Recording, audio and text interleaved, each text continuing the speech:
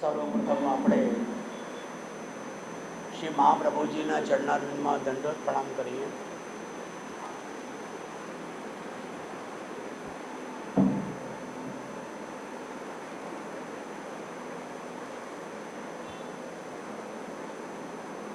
આ આપણું ચોથું સત્ર છે.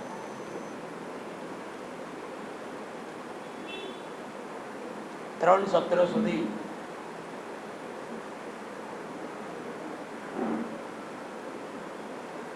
મંગલાચરણનો પ્રારંભ અને મંગલાચરણના 5 શ્લોકમાંથી 2 શ્લોકના દર્શન કર્યા.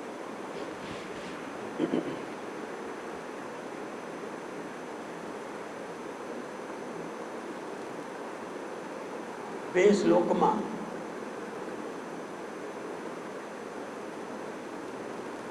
કોણે લખ્યા છે અને કોના માટે લખ્યા છે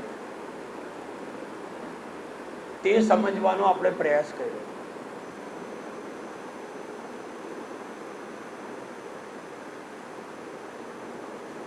જીવનનો પ્રારંભ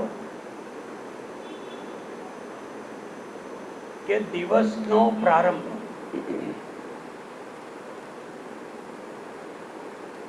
બંને પ્રારંભ આપણે મંગલાશક્તિ મંગલાચરણથી કરીએ.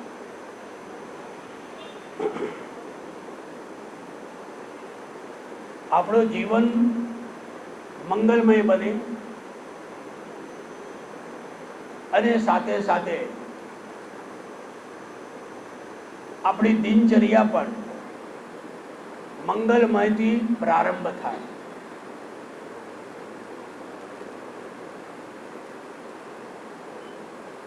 આ મંગલાચરણનો પાઠ જરૂરી નથી કે નાહી ધોઈને જ કરવાનું. ગાદી ઉપર બેઠા બેઠા, બેડ ઉપર બેઠા બેઠા મંગલાચરણથી આપણે પ્રારંભ કરી શકીએ. જીવન બ્રહ્મ સંબંધ લીધું હોય કે ન લીધું હોય, અષ્ટાક્ષર મંત્રની દીક્ષા હોય અથવા ન લીધું હોય, મંગલાચરણમાં કોઈ બંધારણ નથી. જે વૈષ્ણવ ધર્મનો પાલન કરતો હોય, જે વૈષ્ણવ થયો હોય, એ તમામ લોકો આ મંગલાચરણનો પાઠ કરી શકે છે.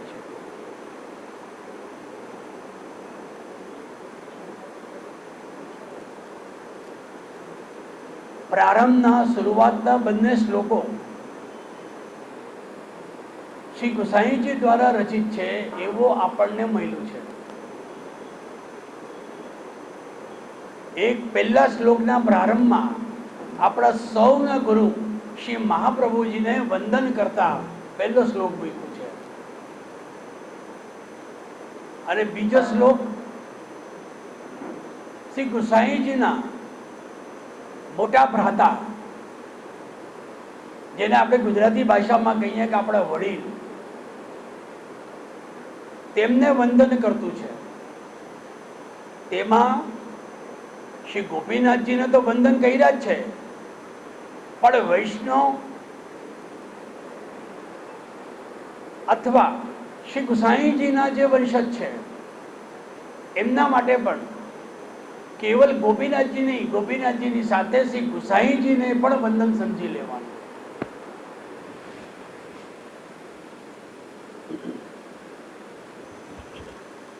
બીજા શ્લોકમાં એક સંસ્કાર છે.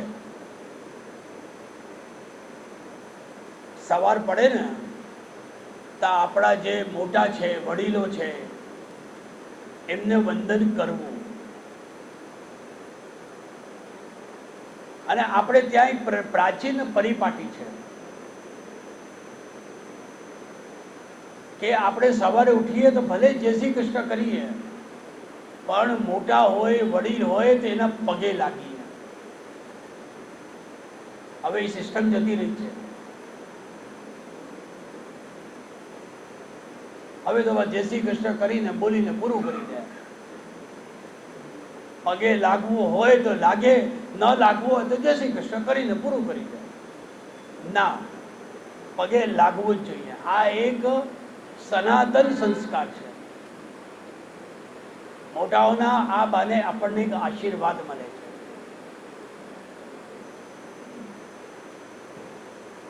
પણ હવે આ પ્રથા ધીરે ધીરે ગૌણ થતી જાય છે. આપણે ત્યાં સાંજનો સમય હોય, લાઈટ ચાલુ કરીએ તો આપણા વડીલોને આપણે પગે લાગીએ, હાથ જોડીએ. મા બાપ હોય એને પગે લાગીએ, એને નમસ્કાર કરીએ. આ એક સિસ્ટમ છે આપણે હિન્દુ સનાતન ધર્મની. પણ આ વસ્તુ હવે ગૌણ થતી જાય છે. જે જૂના છે એ સમજે છે, અને એ સમજાવે ને તો આગળની જનરેશન સમજશે. એટલે આપણે જય શ્રી કૃષ્ણ બોલીએ, પણ ઘણા લોકો પગે લાગે. બહારગામ જાય તો પગે લાગે, બહારગામથી આવે તો પગે લાગે. હવે એ સિસ્ટમ ક્યાં રહી છે? હવે બધી ધીરે ધીરે ગૌણ થતી જાય છે.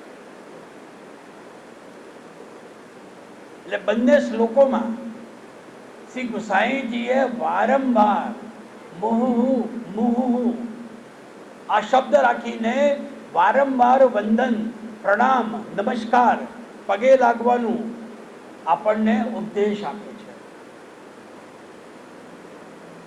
તો આવો વૈષ્ણવો, આપણે હવે ત્રીજા શ્લોકમાં પ્રવેશ કરીએ. શ્લોકમાં પ્રવેશ કરતા પહેલા આપણે પાઠનો આવર્તન કરીએ. બધા સાથે બોલશે. ચિંતા સંતાન હંતારો જત્પાદાંબુજરી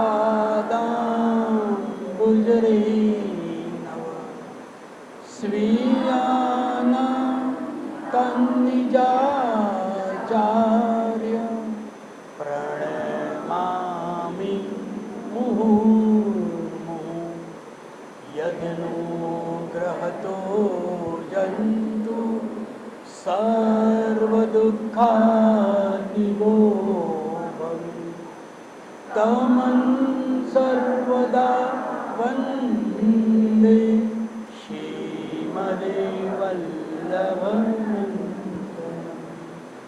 અજ્ઞાનતિમાદસ્ય જ્ઞાનાંજલશલાકયા ચક્ષુરુન્મિલિतं येन तस्मै श्री गुरुवे नमः.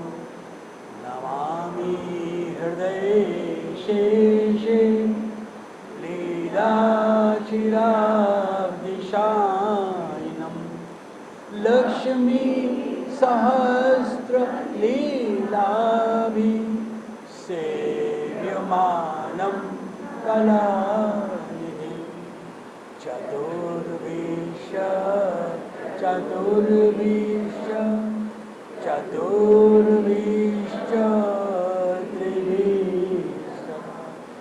षड्भिः विराजते योऽसौ पञ्चदा हृदये मम पञ्चदा हृदये अज्ञानतिमिरादस्य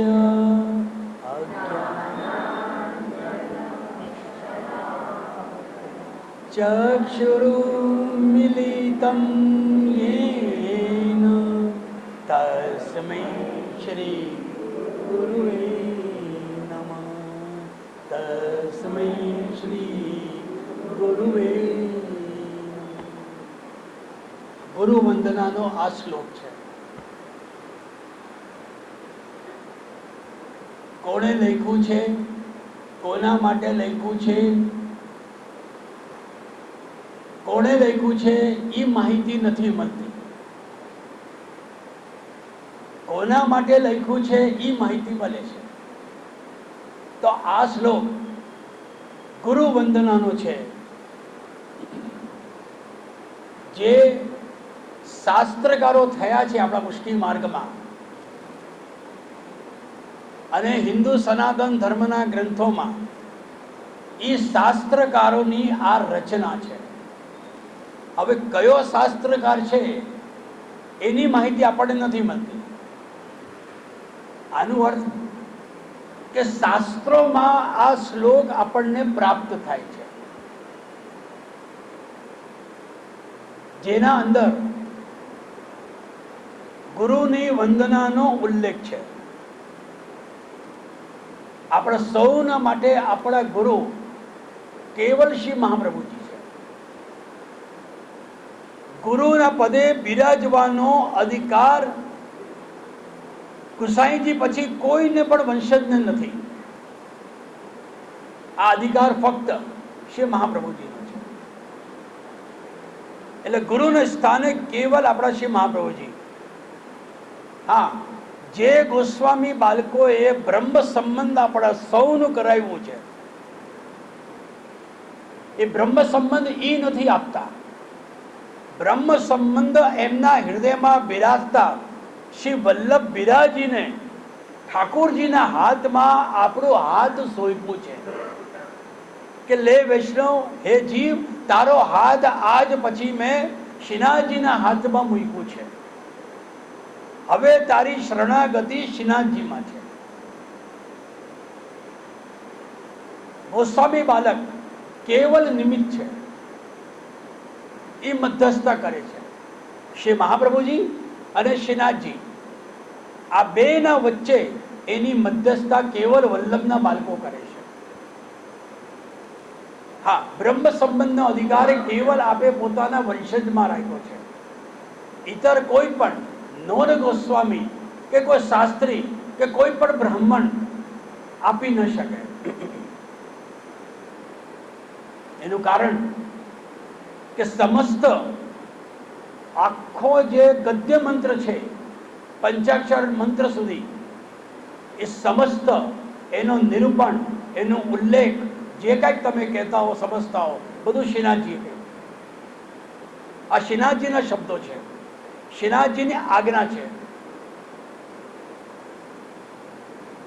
અને બીજું, શ્રી મહાપ્રભુજીને વિવાહ કરાવવાનું પણ કારણ આ જ હતું કે આપનો પરિવાર મારી સેવા કરે અને આપનો પરિવાર જ બ્રહ્મ સંબંધ કરાવે, દીક્ષા નહીં. ધ્યાન રાખજો, પુષ્ટિ માર્ગમાં જો દીક્ષા હોય તો કેવલ એક અષ્ટાક્ષર મંત્રની દીક્ષા છે, શ્રી કૃષ્ણ શરણમ. બ્રહ્મ સંબંધ, આ ગદ્ય મંત્ર કોઈ દીક્ષા નથી, આ બ્રહ્મ સંબંધ છે. અને એનો પ્રમાણ છે આપણે ત્યાં કે બ્રહ્મ સંબંધ કરનાદ સર્વેશામ દેહ જીવી. આ શ્રીનાથજીના વાક્ય. આપે એમ નથી કીધું કે બ્રહ્મ સંબંધી દીક્ષા કરાવો, આપ બ્રહ્મ સંબંધ કરાવો, એટલે મારા સાથે સંબંધ કરાવો. તો એકને દીક્ષાનો પ્રકાર આપ્યો અને એકને સંબંધનો પ્રકાર આપ્યો. તો આ રીતે બ્રહ્મ સંબંધ કરાવ્યું. તો આ વલ્લભના બાળકોના હૃદયમાં બિરાજીને શ્રી મહાપ્રભુજીએ આપણું હાથ શ્રીનાથજીના હાથમાં સોંપી દીધું. આનો અર્થ કે જેના હૃદયમાં બિરાજા એ કોણ છે? એ આપણા કેવળ દીક્ષા ગુરુ છે. એમને દીક્ષા ગુરુ તરીકે એમને બ્રહ્મ સંબંધ કરાવ્યું, એટલે એ બ્રહ્મ સંબંધ દાતા થયા. અને બ્રહ્મ સંબંધ દાતાના કારણે આ શ્લોકમાં આપણે શાસ્ત્રકારોએ એમને તસ્મૈ શ્રી ગુરુવે નમઃ, એટલે ગુરુ વંદનાનો આ શ્લોક છે, જેના પાસે આપણે બ્રહ્મ સંબંધ લેવા ગયા.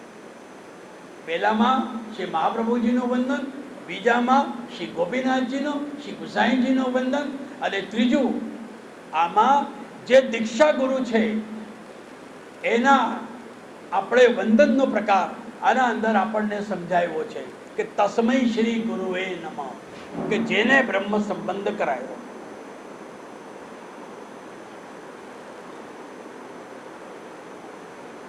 આનો અર્થ શાસ્ત્રકારો એમ કહેવા માંગે છે આ શ્લોકમાં કે આ ભાવથી જે આપણા દીક્ષા ગુરુનું જે સ્વરૂપ છે એ સ્વરૂપને આપણા હૃદયમાં એને પધરાવીને એનું સ્મરણ કરીને આ શ્લોક દ્વારા આપણે દીક્ષા ગુરુને વંદન કરીએ છીએ. તસ્મૈ શ્રી ગુરુવે નમઃ. ગુરુ શબ્દનો પ્રયોગ કર્યો છે. પણ ગુરુ શબ્દ સમજવા પહેલા આપણે આવ વૈષ્ણવો પહેલા આ શ્લોકનો અર્થ સમજીએ. અક્ષરે અક્ષરે જે આનો શ્લોકનો અર્થ છે તે અર્થને સમજવાની કોશિશ કરીએ. અજ્ઞાન સંધિ વિક્ષેપ કરીએ. અજ્ઞાન તિમિર અંધસ્ય.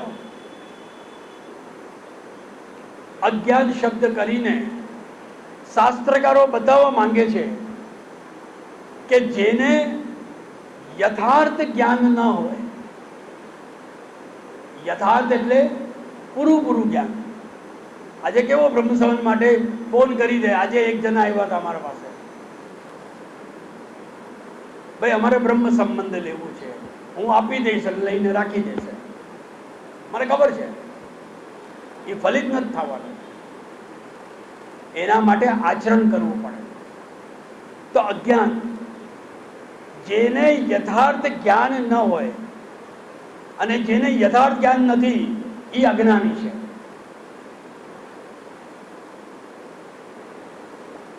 આ શબ્દના અર્થમાં શાસ્ત્રકારો સમજાવવા માંગે છે, ટીકાકાર કહે છે કે જેને શ્રી ઠાકોરજીના અલૌકિક સ્વરૂપનું જ્ઞાન ન હોય, જેને એ મૂર્તોવત સમજે છે. અને આની ચર્ચા તો બહુ સુંદર શ્રી હરિરાયજી ચોથા શિક્ષાપત્રમાં કરી છે. આપણે સેવામાં જઈએ, લઈને પધરાવીએ અને ઠાકોર સેવા કરીએ તો પહેલા એ મૂર્તોવત જ છે. પણ જ્યારે એને પ્રાણ પ્રતિષ્ઠા કરવામાં આવે, જેના અંદર આવિર્ભાવ કરવામાં આવે, ત્યારે એ સ્વરૂપાત્મક થઈ જાય, ત્યારે એ મૂર્તોવત ન હોય. પણ જ્યાં સુધી એની સેવા કરશે વૈષ્ણવ, ત્યાં સુધી એ સ્વરૂપ છે. અને જે દિવસે 5 દિવસ ફરવા જઈએ, ઘણા વૈષ્ણવ કરે છે ને, 5 દિવસના બંડા મૂકી દે, 5 દિવસના જલ ઝારી એક હાંડો ભરીને મૂકી દે અને કહી દે મહારાજ પોડતા રહેજો. ત્યારે એ સ્વરૂપ પધારી જાય છે મહાપ્રભુજી પાસે. એ સ્વરૂપ રહેતું નથી. એ પછી મૂર્તોવત થઈ જાય. પછી તમે એની ગમે તે સેવા કરો, એ એક પ્રકારનો કર્મ છે, સ્વરૂપ નથી. કેમ કે એના માટે પાછો રીબુસ્ટ કરાવવું પડે. તો જેને ઠાકોરજીનો અલૌકિક સ્વરૂપનો જ્ઞાન ન હોય તે અજ્ઞાન. એના માટે તો કહીએ સ્વરૂપ પધરાવતા પહેલા વિચારવાનું કે હું કયા સ્વરૂપને પધરાવું છું. સ્વરૂપનું જ્ઞાન હોવું જોઈએ. આ સાતો નિધિ, શ્રીનાથજી, નવનીત પ્રિયાજી, એ બધાનો એક સ્વરૂપ જ્ઞાન છે. કઈ લીલાનો સ્વરૂપ છે એનો આપણને જ્ઞાન હોવું જોઈએ. પણ ઘણા કે ને વૈષ્ણવ જે આપણો તો પુષ્ટિ માર્ગ ભાવ વાળો છે, એટલે પ્રમેય વાળો છે, પ્રમાણમાં જોવું જ નથી કોઈને. પેલા સ્વરૂપ પધરાવો તો તમે સમજો તો ખરા. ના, અમે બ્રહ્મસભા અમે ઠાકોરજીને પધરાવી લઈએ. અરે ઠાકોરજીને પેલા સમજો તો ખરા. એ ઠાકોરજી છે કે રમકડું છે તમારે ત્યાં? પણ નહીં, આપણને એટલી અજ્ઞાનતા છે કે આપણે સ્વરૂપનું જ્ઞાન નથી. શ્રી ગુસાઈજીની એક સેવક છોકરી હતી ને, જેમને મદન મોહનલાલજી બિરાજતા હતા માથે, અને કોઈ કારણવશ એને વૈષ્ણવના ઘરે પધરાવી દીધા કે ભાઈ તું સેવા કરજે. એવું 4 દિવસ પછી ઠાકોરજીને પધરાવીને લઈ જાય. સ્વરૂપ બદલાઈ ગયું. સ્વરૂપ બદલાઈ ગયું. મદન મોહનલાલજીની જગ્યા ઝાપીજીમાં બાલકૃષ્ણજી પધારી ગયા. હવે બાલકૃષ્ણલાલજી પધારી ગયા તો એને ઝાપી સવારે ખોલી મંગલા માટે, જગાડવા માટે. તો એને જોયું કે ઠાકોરજી આટલું બધું ઉકડું કેમ બિરાજે છે. મેં તો લાંબા ઊભા ઠાકોરજી પધરાવ્યા હતા, તો આ તો ઠાકોરજી તો ઉકડું થઈ ગયા છે. ઠંડી પણ નથી. આટલી ઠંડ લાગી ગઈ ઠાકોરજીને કે ઉકળું થઈ ગયા. પછી તો એને ગરમ તેલ કર્યું, મર્દન કર્યું, ખૂબ સ્નાન કર્યા, પગ ખેંચવાની કોશિશ કરી, હાથ ખેંચવાની કોશિશ કરી, પણ બાલકૃષ્ણદાસજી થોડી સ્વરૂપ બદલે, એ તો ઉકળું જ બિરાજે. પછી ગુસાઈજી પાસે ગઈ કે મહારાજ, મારા ઠાકોરજીને શું થયું, આપ જોવો તો ખરા. એવા સરસ મજાના મદન મોહનલાલજી મેં પધરાવ્યા, હવે કેવા થઈ ગયા છે, ઠંડી પણ નથી અને મહારાજ આ તો ઉઘરું થઈ ગયા છે. ત્યારે ગુસાઈજીએ સમજાવ્યું કે બેન, આ ઉઘરું નથી થયા, આ સ્વરૂપ બદલાઈ ગયો છે. મદન મોહનલાલજીની જગ્યા બાલકૃષ્ણજીના સ્વરૂપ બદલાયો છે. અજ્ઞાનતા, તિમિર, તિમિરનો અર્થ અંધકાર, અજ્ઞાન, અંધેરા જેવો. આ અંધકાર કેવો છે? અજ્ઞાન રૂપી છે, સાવ અંધારું છે, કાંઈ દેખાતું નથી. ઘણી વખત એવું થાય છે કે અંધારામાં જોતો માણસને પણ આંધળો થઈ જાય છે, કાંઈ ન દેખાય. કોઈ કમરામાં તમે રસોડામાં ગયા અને તમારે ડ્રાઇંગ રૂમમાં આવવું હોય, રાતનો સમય થઈ ગયો છે, લાઇટ બંધ કરશો તો તમારે ડ્રાઇંગ રૂમમાં કે બેડરૂમમાં એક લાઇટ ચાલુ રહેવી જોઈએ કે થોડું પ્રકાશ આવતું રહે. પણ આપણે શું કરીએ, સાવ બંધ કરીને પછી આંધળાની જેમ જતા હોઈએ, પછી ભટકાતા પડે. એટલે અંધારામાં એક મનુષ્યને જોવો એટલે અંધો જેવો થઈ જાય. અને આ અજ્ઞાનતાના કારણે શ્રી ઠાકોરજીનું સ્વરૂપ કેવું છે એની સમજ આપણને નથી, કારણ કે આપણા અંદર અજ્ઞાનતા છે. એ અજ્ઞાનતાના કારણે આપણે સ્વરૂપમાં સમજ્યા નથી. આજે મદન મોહનલાલજીને પધરાવી દો, મથુરાધીશને પધરાવી દો, શ્રી ગોકુલનાથજીને પધરાવી દો, તો ઘણી વખત આપણે ચક્કરમાં પડી જઈએ કે આ કયો સ્વરૂપ છે. કંઈ કે આપણને અજ્ઞાનતા છે, જ્ઞાન નથી સ્વરૂપ કયું છે. તો અજ્ઞાન તિમિર અંધસ્ય, આનો અર્થ આ કે અજ્ઞાન રૂપી અંધકારથી બનેલો આપણો અંધપણું, એટલે આંખો નથી આપણામાં. હવે આમાં શું કરવું જોઈએ? તો શાસ્ત્રકારો કહે છે કે જ્ઞાનામ જન શલાકયા, જ્ઞાન વત્તા અંજન, જ્ઞાન વત્તા અંજન અર્થાત જ્ઞાનાંજન. શાસ્ત્રકારો સમજાવવા માંગે છે કે જ્ઞાન રૂપી અંજન ક્યારે થાય? કે જ્યારે આપણી આંખો કમજોર પડી ગઈ હોય, અને કમજોર આંખોને સારું કરવા માટે, એને હેલ્ધી બનાવવા માટે આપણે શું કરીએ? દવા લઈને દવાથી એને અંજનાઈ જઈએ, એનું અંજન કરીએ, ડ્રોપ નાખીએ. અને પેલી તો જૂના સમયમાં આપણી માતાજીઓ બધી જીવદયા લગાડતા હતા સલાકાથી લઈ લઈને, તાકી આંખો બહુ સુંદર બને. આજના છોકરાઓ ક્યાં લગાડે છે? ના, આજની માતાજીઓ લગાડે. પ્રાચીન બધી માતાજીઓ લગાડતી હતી. તો જ્ઞાન રૂપી અંજન એટલે કમજોર પડેલી આંખોને વધારે સારું થાય તેના માટે દવાનો અંજન એટલે અંજાન. એવી રીતે જ્ઞાન રૂપી જે અંજન છે, બહુ સમજવામાં, આ તો આપણે દવાના રૂપમાં થઈ. જ્ઞાન રૂપી જે અંજન છે તેનાથી આપણે પ્રભુના સ્વરૂપને બહુ સારી રીતે સમજી શકીએ. શરત આ છે કે આપણને સમજાવવાનું કોઈ જોઈએ. દાખલા તરીકે મથુરાધીશનું સ્વરૂપ, કોઈ તમને કહે કે મથુરાધીશનું સ્વરૂપ કઈ લીલાનો, તો આપણને ખબર હોય ગોચારણનો લીલાનો સ્વરૂપ, જે ગાયોને ચરાવવા માટે પધાર્યા હોય અને પછી ઉત્થાપનથી પાછા પધારતા હોય, એ ગોચારણ લીલામાં જે સ્વરૂપ થયું છે તે આપણો મથુરાધીશનો સ્વરૂપ છે. રાસમાં રમતો બીજ બીજ માધવ દોદો ગોપી, એ સ્વરૂપ રમતો હોય તે મદન મોહનલાલજીનું સ્વરૂપ, ગોકુલ ચંદ્રમાજીનું સ્વરૂપ જે રાસમાં રહ્યો. એવા બધા સ્વરૂપનો છે. માખણ અરૂપ તો સ્વરૂપ તો શ્રી નવનીત પ્રિયા છે. એવા બધા સ્વરૂપોનું વર્ણન આપણે ત્યાં કર્યું છે. શ્રી વિઠ્ઠલનાથજીનો સ્વરૂપ જે અજ્ઞાની હોય અને જે ડૂબેલો હોય સંસારમાં એને બહાર તારે તે વિઠ્ઠલ સ્વરૂપ. આનો તો વર્ણન બહુ સુંદર છે. તો આ જ પ્રકારે જ્ઞાનરૂપી અંજનથી આપણે પ્રભુના સ્વરૂપને બહુ સારી રીતે સમજી શકીએ. શલાકયા, શલાકાનો અર્થ છે સલી, અને એ સલીથી જ પ્રભુના નેત્રમાં આપણે અંજન કરીએ છીએ. લેડીઝો પણ આંખમાં કાજલ લગાડે તો આઈબ્રો બનાવે, કાજલ લગાડે તો કેવી રીતે પેન્સિલથી ફરાવે? ફરાવે કે ન ફરાવે? ફરાવે ને. એવી રીતે આપણે ઠાકોરજીને જ્યારે અંજન કરીએ ને ત્યારે એ સલાકા અંજન નાકા ઉપર લઈને કોર્નરમાં લઈને પછી આપણે અંજન ફરાવીએ. ચક્ષુરુન મિલિતમ, આમાં સંધિ છે. બે ભાગમાં આપણે જઈએ. ચક્ષુહુ ઉન્મિલિતમ, ચક્ષુરુન એટલે ચક્ષુહુ ઉન્મિલિતમ.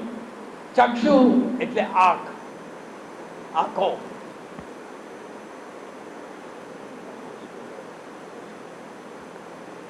ઉન્મિલિતમ,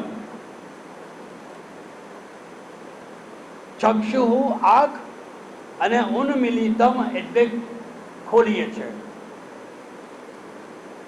ચક્ષુહુ ઉન્મિલિતમ યેન, યેનનો અર્થ છે કે જેવો. તસ્મૈ એટલે એમને, શ્રી ગુરુવે એટલે શ્રી ગુરુદેવને, તસ્મૈ ગુરુદેવ નમઃ, હું નમન કરું છું, વંદન કરું છું. આનો અર્થ હવે આખા શ્લોકનો અર્થ આ પ્રકારે થશે કે જ્ઞાન રૂપી અંજન અને કૃપા રૂપી સળીથી વળી આંજીને અજ્ઞાન રૂપી અંધકારથી અંધ બનેલા જીવોની આંખો ખોલે છે.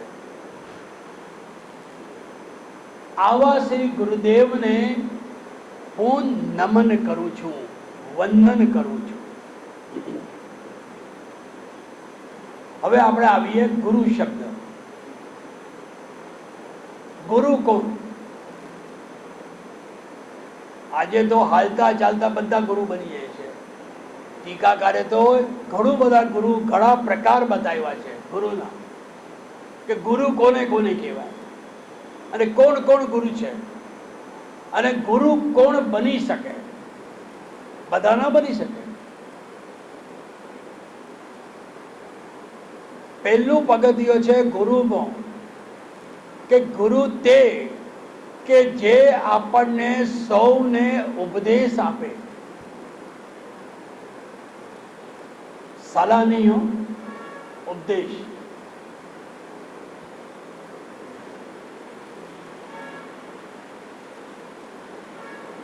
બીજો પગથિયો માત્ર બોલીને, માત્ર બોલીને ઉપદેશ નથી દેતા. જે ગુરુ હોય એ બોલીને કેવલ ઉપદેશ નથી દેતા, પરંતુ એ બોલતા એ ગુરુના અંદર એના વિચાર, એની વાણી, એનો વર્તન એક જેવો હોય. એક જ જે વિચાર છે એ જ વાણીમાં હોય, એ જ વર્તનમાં હોય. બધું સેમલ્ટેનિયસ, સરખું એકદમ, કોઈ અંતર નહીં. આમ નહીં કે જેમ પેલી આજની છોકરીઓને રસોઈ કરતા ના આવડે તો રોટી કેવી 10 ખૂણાની બનાવી દે, કે બોલે કંઈક, વર્તન કંઈક, વાણી કંઈક. એ ગુરુ ન કહેવાય.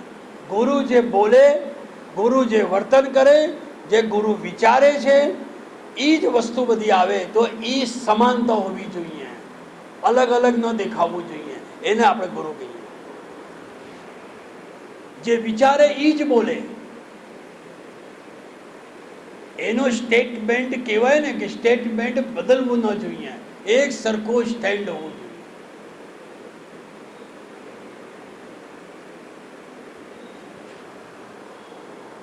ગુરુ કોને કહેવાય?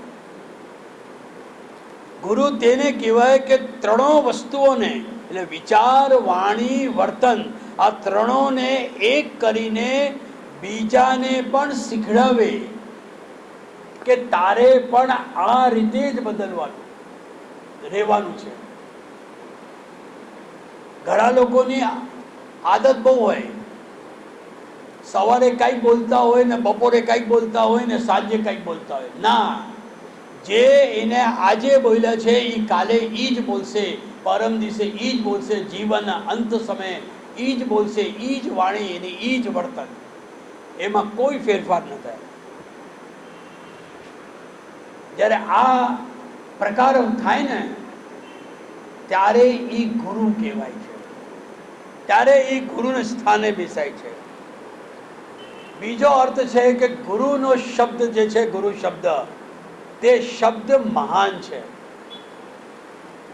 જે પોતાના સ્વરૂપથી, અલૌકિક શક્તિઓથી અને પોતાના આચરણથી, પોતાના ઉદ્દેશથી જે બીજાનો ઉદ્ધાર કરે, આનો અર્થ સ્વમાં ન જીવે, સ્વમાં ન જીવે, સ્વજન માટે જીવતો હોય અને એને લઈને એ મહાન બને.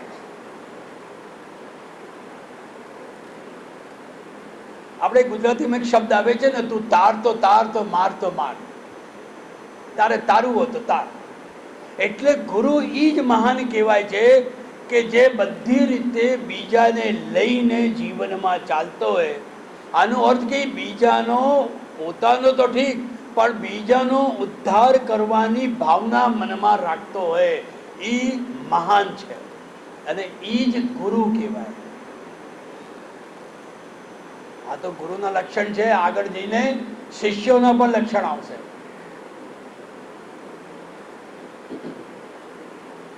આમ તો આપણા હિન્દુ સનાતનમાં દત્તાત્રેયજીને 24 ગુરુના અવતારો બતાવ્યા છે. કે ગુરુ કેટલા છે? દત્તાત્રેયજીએ બતાવ્યું છે કે 24. આમ તો જગતમાં ગુરુ જોવાનું તો ઘણું બધું મળે આપણને. આપણે લૌકિક ભાષામાં પણ કહીએ ને કે આ મારો ગુરુ છે. પહેલો આવે છે વિદ્યાગુરુ, જે આપણને જ્ઞાન આપતો હોય. પછી ગમે ત્યાં હોય, ચાહે સ્કૂલમાં હોય, ઘરમાં હોય કે સંપ્રદાયમાં હોય, ગમે ત્યાં હોય, એ વિદ્યાગુરુ. જે સંગીત શીખડાવતા હોય એટલે સંગીત ગુરુ.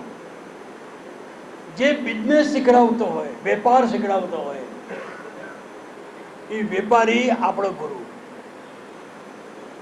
પરંતુ શાસ્ત્રકાર એમ કહે છે મુખ્યત્વે ગુરુ છે ને 2 પ્રકારના, એક લૌકિક ગુરુ અને બીજો અલૌકિક ગુરુ. લૌકિક ગુરુ જે લૌકિક વસ્તુના વ્યવહારને શીખડાવે. દાખલા તરીકે આપણા ઘરમાં આપણા બચ્ચા હોય, આપણે એને એટીટ્યુડ શીખડાવીએ, વ્યવહાર શીખડાવીએ કે બેટા તારે આવી રીતે બેસવાનું, આવી રીતે ઉઠવાનું, આવી રીતે વાતો કરવાની, તौर તરીકા બધું આપણે લૌકિક વસ્તુ આપણે શીખડાવીએ. એક જીવનની શૈલી જાને કહીએ ને કે એ આપણે શીખડાવીએ. આ રીતે બધાથી શ્રેષ્ઠ આપણા જો ગુરુ કોઈ હોય લૌકિક, તો આપણા મા બાપ છે. એક ઘરના કુટુંબના વ્યક્તિને કેવી રીતે સૌહાર્દ વ્યવહાર કરવું, શીખડાવવું, કેમ ઉઠવું, બેસવું, બોલવું, ચાલવું, જમવું, એમાં અંદર એક ગંભીરતા પેદા કરે, એ લૌકિક ગુરુ. આપણે કહીએ ને મા બાપે બહુ સારા સંસ્કાર આપ્યા છે, એ લૌકિક ગુરુ. કોઈ છોકરીની સગાઈ થાય કે છોકરાની સગાઈ થાય ત્યારે આપણે કેવી રીતે શીખડાવીએ છોકરીને કેટલું બોલવાનું, કેવી રીતે બેસવાનું, કેવી રીતે ઉઠવાનું, તौर તરીકો શીખડાવીએ આપણે. કારણ કે એ આપણી છોકરી બીજાના ઘરમાં જઈને વહુ બનવાની છે. એ લૌકિક ગુરુ. બીજો છે અલૌકિક ગુરુ, જે અલૌકિકમાં પારંગત હોય. એને એમ કહેવાય કે અલૌકિકમાં એને પારંગત કરે. પ્રાચીન સમયમાં આપણા વડીલો પૂર્વજો મંડળ ચલાવે, સત્સંગ કરે અને શીખડાવે પુષ્ટિ માર્ગને. હવે શું છે? હવે તો શીખડાવે છે તો કે રહેવા દો અમને બધું ખબર છે. સેવાની ભાવના કેટલી હોવી જોઈએ આપણા વડીલો શીખડાવતા હતા. દર વખતે વલ્લભકુલના બાળકો કે બહુ બેટીઓ જઈને શીખડાવતા ન હતા. પ્રાચીન વૈષ્ણવો બાળકો પાસે, વહુ બેટીઓ પાસે શીખીને જતા હતા અને પોતાના સત્સંગ મંડળમાં જઈને વૈષ્ણવને, નાની ઉંમરની વહુઓને, દીકરાઓને બધાને શીખડાવતા હતા. આજે એવો ભાવ ક્યાં છે આપણને? એટલે અલૌકિકમાં પારંગત કરે.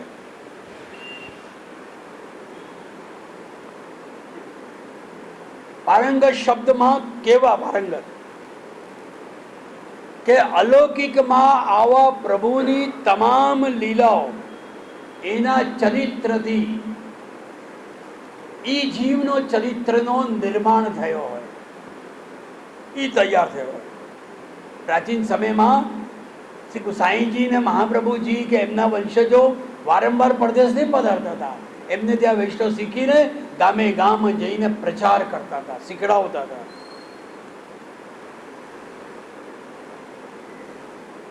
કે જીવને વગેરે સ્વરૂપને સાચો તત્વ એ લોકો જઈને સમજાવતા હતા.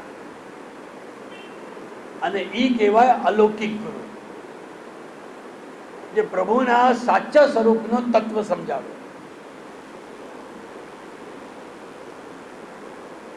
તો ટીકાકાર એમ કહે છે શાસ્ત્રકારો કે આવા અલૌકિક ગુરુના શરણે આવ્યા સેવકો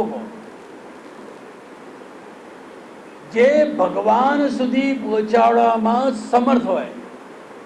જેમ ચાચા હરિવંશે કહી દીધું હોય, મારા પગલા ઉપર પગલા મૂકીને આવજે, અને એને કહી દીધું કે મેરી તો સુન લી હે, તેરી અબ સુનાઈ.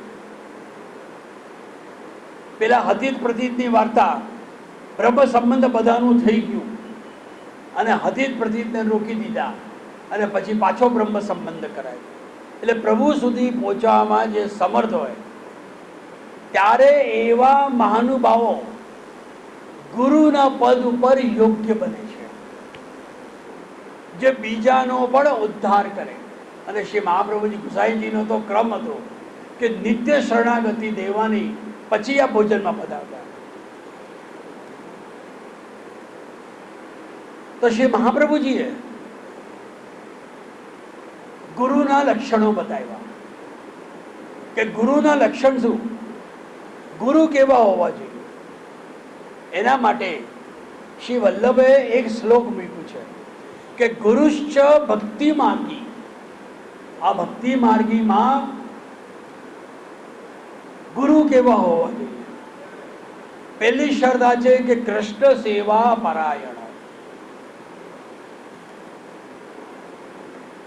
જે કૃષ્ણ સેવામાં પરાયણ પોતે પણ કરે અને સાથે સાથે વૈષ્ણવને પણ કૃષ્ણ સેવા પરાયણ બનાવે. ભલે પછી પક્ષ સકડીનો હોય કે અનસકડીનો હોય કે દૂધઘર હોય કે મિશ્રી ભોગ હોય કે સૂકી સેવા હોય, એ વૈષ્ણવના અધિકાર પ્રમાણે. તો કૃષ્ણ સેવા પરાયણ. બીજો છે શ્રી ભાગવત તત્વજ્ઞ, જેને ભાગવતનો તત્વ જ્ઞાન હોય, પોતે પણ ભાગવત ધર્મનું પાલન કરે અને સામે પોતાના જીવોને પણ ભાગવત પારાયણ બનાવે. આનો અર્થ વૈષ્ણવના સાથે સંબંધમાં ભાગવત ધર્મનું સ્થાપન થવું જોઈએ, ન કે મહાભારતનું સ્થાપન થવું જોઈએ. આજે જો ને મંદિરોમાં, આપણે હવેલીઓમાં કેટલું બધું વૈષ્ણવ કજિયા કરે. વૈષ્ણવ કેવા હોવા જોઈએ? પુષ્ટિ માર્ગી વૈષ્ણવનો એક ઉલ્લેખ બહુ સરસ 84 વૈષ્ણવમાં કર્યું છે. 84 વૈષ્ણવની વાર્તામાં એક સારસ્વત બ્રાહ્મણ હતા.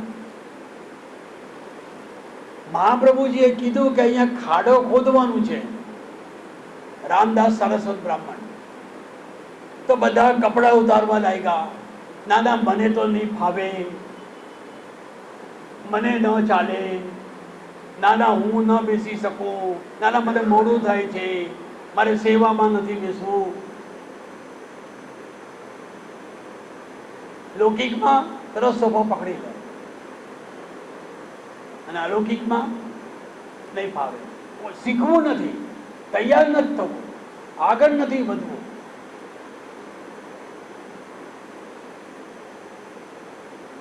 તો અહીંયા વૈષ્ણવના અંદર ભાગવત ધર્મ હોવો જોઈએ, ન કે મહાભારત ધર્મ હોવો જોઈએ. કોઈને સમજો ટાઈમ નથી બને, ભાઈ તું આવીને કરી જજે, તો કે ના મને ટાઈમ નથી આજે, મારે તો બહાર જવું છે, મારે ખરીદીમાં જવું છે, કાં તો તબિયતનો બહાનો કરી દે. રામદાસ સારસ્વત બ્રાહ્મણ કુર્તા સહિત, એટલે બંડી સહિત, કપડા સહિત ખાડા ખોદવા માટે કૂદી પડ્યા, કુદાલી લઈને, અને ખાડો ખોદી દીધો. બાકી બધામાં મહાભારત ધર્મ હતું અને એમના અંદર ભાગવત ધર્મ. બસ આટલો જ અંતર છે. તો શ્રીમદ ભાગવત, શ્રી ભાગવત તત્વજ્ઞ, કે જેને ભાગવતનું તત્વ જ્ઞાન હોય, આ ગુરુના માટે પણ સિદ્ધાંત છે અને સાથે સાથે શિષ્યો માટે પણ આવી જાય છે.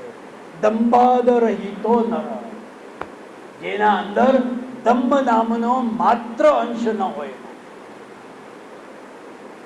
દંભ ન કરતો હોય, દેખાડવો ન કરતો હોય, કોઈને દેખાડવા માટે સેવા ન કરતો હોય.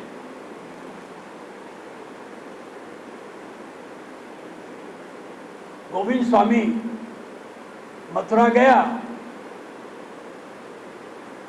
અને હસી પડ્યા કેશવરાયજીને જોઈને. અને કેશવરાયજીને પૂછે છે કે મહારાજ આટલી ગરમી છે ને આપે જરીના વસ્ત્ર ધારણ કર્યા, આપે હીરા મોતી માણેક બધાના શિંગાર કર્યા છે, આપને ગરમી નથી લાગતી? કેમ કે માનસિંહ રાજા આવવાનો હતો. માનસિંહ રાજા આવવાનો હતો એના માટે સરસ ઠાકોરજીને દંભાદ રહિતમ આકર્ષિત કરવા માટે. ના, ઠાકોરજી શ્રીઅંગ ઉપર એક માલા ધરે ને તો પણ સુંદર લાગે, 7 માલા ધરે, 11 માલા ધરે શ્રીઅંગ ઉપર તો પણ સુંદર લાગે. અમારા ઉષ્ણકાલમાં હમણાં હું ગંગા દશેરા ઉપર મોટા મંદિર હતો, ઠાકોરજી હાથ નથી ધરતા, ગરમી છે, એવી સુંદર 2 માલા ધરી હતી કેવલ, એક અહીંયા નાની અને એનાથી અંદર એક બીજી નાની, બહુ સુંદર.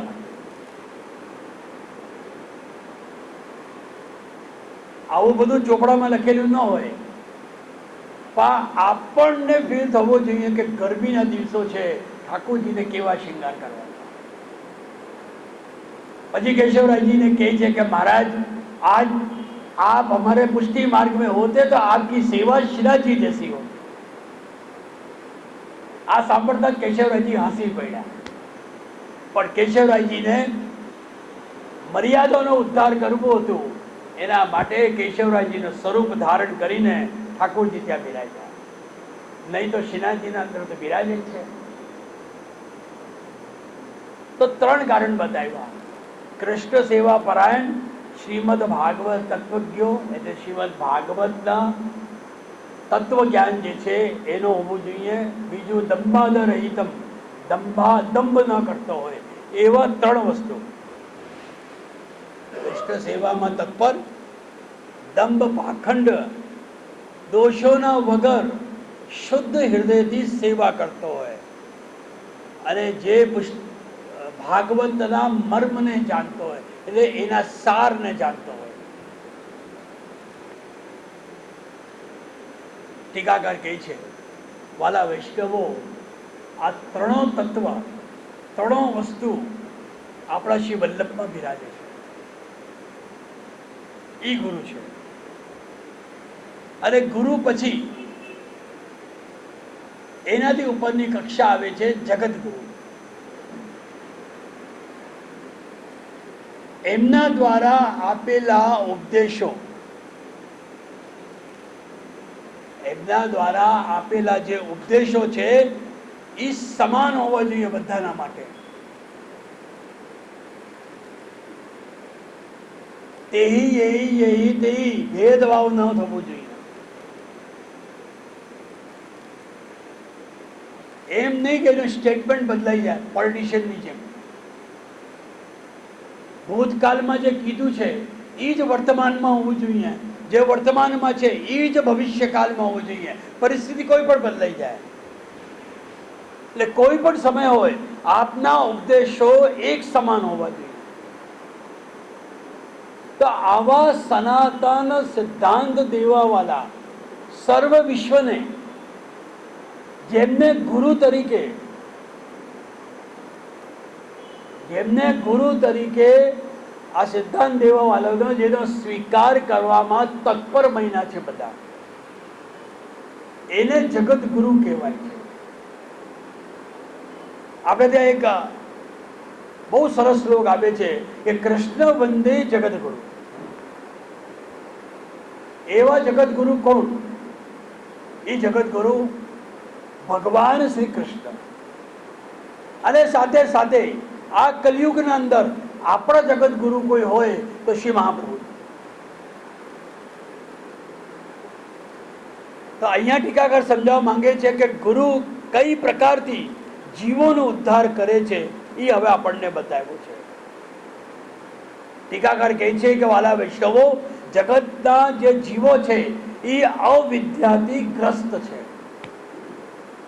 ને આપણા અંદર જોવા જાઓ પ્રેક્ટિકલી ઘણું બધું આપણને અવિદ્યા છે. આપણે ઘણી કોશિશ કરીએ પણ આપણે અંધકારમાં જ તરતા હોઈએ છીએ, એમાં જ ડૂબેલા હોઈએ છીએ. આપણી બુદ્ધિમાં, આપણા વિચારોમાં, એટલે આપણી આંખો રૂપી, વિચાર રૂપી જે આંખો છે કેવલ અજ્ઞાનતાથી અંધ બનેલી છે.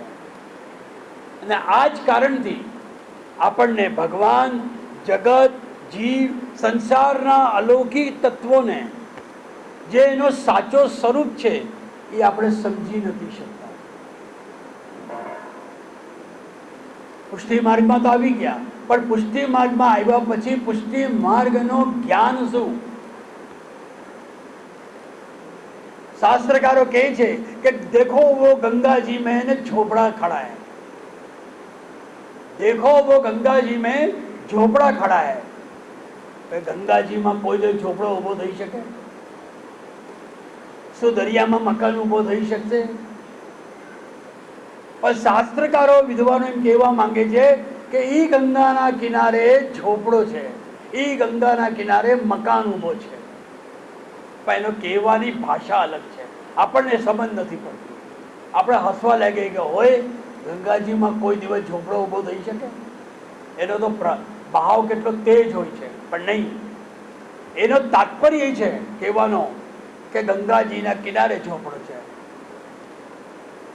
આપણે કોઈનો એડ્રેસ પૂછીએ તો કે એ પેલો ગંગાજીમાં જો, પેલો ઝોપડો છે ત્યાં ગંગાજીમાં છે. એ ગંગાજીમાં નથી, ગંગાના કિનારે છે.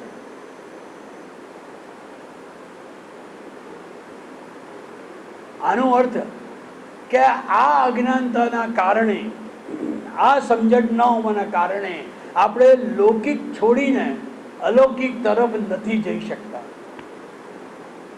અને અંધકારમાં દેખતો મનુષ્ય આંધળો બની જાય છે. અંધકારમાં કોશિશ તો કરે છે કે જોઉં જોઉં જોઉં, પણ આપણને શુષ્ક નથી પડતું કે કઈ દિશામાં જાઉં, દરવાજો ક્યાં છે, મારે ક્યાં જવાનું છે. તો આ જ રીતે અવિદ્યાનો અંધકારમાં આપણે સમજવાની કોશિશ કરી છે ભગવાનને. અંધકારમાં જ ફાફા મારીએ છીએ, એને પ્રાપ્ત કરવાની કોશિશ કરીએ છીએ, એને જાણવાની કોશિશ કરીએ છીએ. પણ આપણે બધા સંસારી જીવ, અને સંસારી જીવ આંધળા જેવા બની રહીએ છીએ. કોઈ દિવસ કોશિશ નથી કરતા. બ્રહ્મ સંબંધ તો લઈ લીધું, પણ પુષ્ટિ માર્ગમાં જ્ઞાન કેટલું લીધું, પ્રારંભ પણ નથી કર્યું. પ્રારંભ હોય તો કંઈક અંત સુધી આપણે પહોંચી શકીએ. એટલે પછી આપણે કહીએ ને કે પાછો જન્મ લેવો પડશે, કે હા ભાઈ આ જન્મમાં તે સેવા નથી કરી, તો સેવા નથી કરી એટલે આવતા જન્મમાં તારે સેવા માટે પાછો આવવું પડશે. એટલે પાછા આપણે આવીએ. ત્યારે જ તો શ્રી મહાપ્રભુજીએ કહી દીધું કે દમલા 10 જન્મ કો અંતરાય લગે. પુષ્ટિ માર્ગને સમજવા માટે તારે 10 જન્મ લેવા. ટીકાકાર કહે છે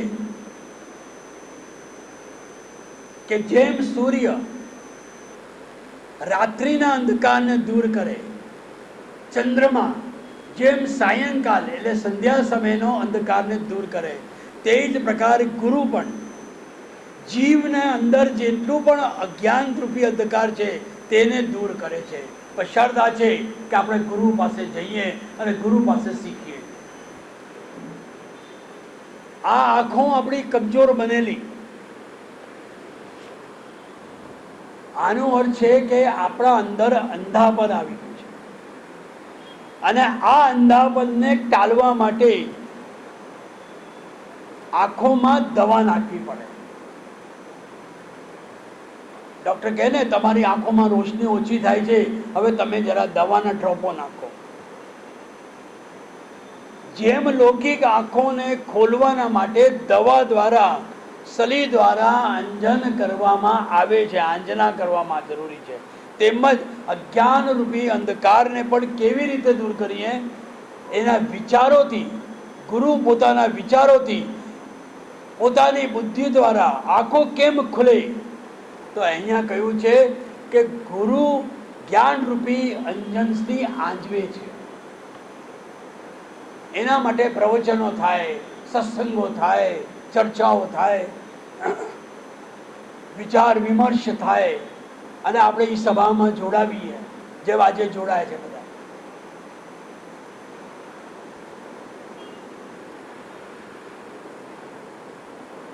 અને ગુરુ જે છે અંજન કરવાની સલી છે, જેને કહેવાય છે કે કૃપા રૂપી સલી.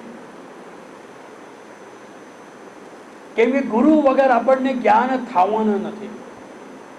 શિક્ષાપત્ર જેને લખાયો છે હરજીવનદાસ, બહુ સુંદર એ વાત મૂકે છે. જો લો હરી, જો લો હરી, આપુન पे न जनावे, आपन पे न जनावे, तोलो वेद पुराण स्मृति सब, तोलो वेद पुराण स्मृति सब, पढ़े सुने नहीं आवे, पढ़े सुने. जो लो हरि आपन पे न जनावे. ઠાકોરજી કૃપા ન કરે. ઠાકોરજી એટલે ગુરુ. શ્રી મહાપ્રભુજી જ્યાં સુધી કૃપા ન કરે તો લો વેદ પુરાણ સ્મૃતિ સબ, ગમે તેટલા વેદો પુરાણો બધા ગ્રંથો તમે વાંચી લો, પડે સુને નહીં આવે. વાંચવાથી, સાંભળવાથી આપણને જ્ઞાન નથી થવાનું.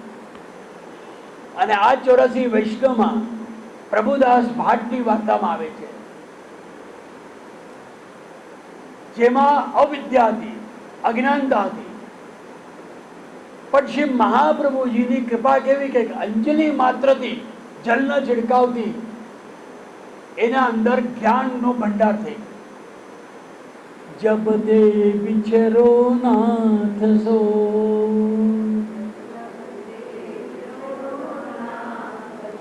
जब दे बिछरो नाथ सो,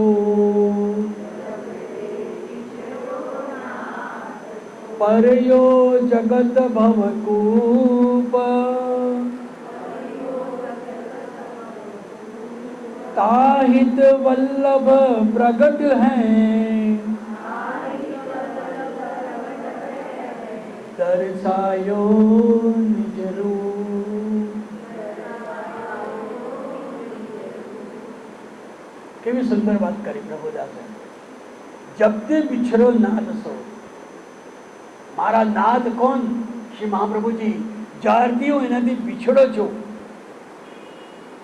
અંજલિ માત્રથી એમને જ્ઞાન થયો કે આ જન્મમાં જ મારો સંબંધ નથી, મારો તો જન્મો જન્મ સંબંધ છે. પરયો જગત ભાવકુ, મારામાં લૌકિક ભાવ પેદા થયો તો હું નીલમમાંથી વિકુટ પડીને આવ્યો ને સંસારમાં. પરંતુ કેવી કૃપા થઈ મારા જેવા જીવને. તાહિત વલ્લભ પ્રગટ હૈ.